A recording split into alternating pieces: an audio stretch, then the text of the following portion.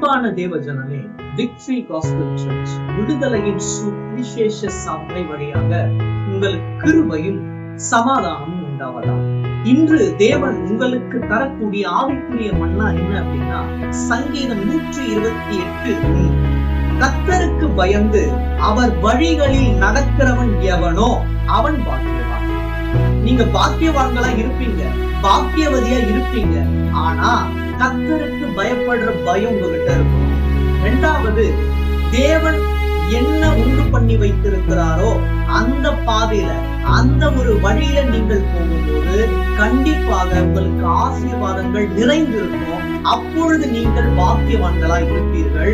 நீங்க பாக்கியவான்களாய், பாக்கியவதியாய் வாழ்நாள் முழுவதும் இருக்க வேண்டுமானால் கர்த்தருக்கு பயந்து அவருடைய வழிகளில் மட்டும் நிலைத்திருங்கள். அந்த ஒரு வழியே போங்க. தேவன் உங்களோட வாழ்க்கையை சீர்படுத்தி உங்களை பாக்கியவான்களாய் மாற்ற வல்லவராய் இருக்கிறார். தேவன் தாமே உங்கள் யாவரையும் ஆசீர்வதிப்பாராக. ஆமென்.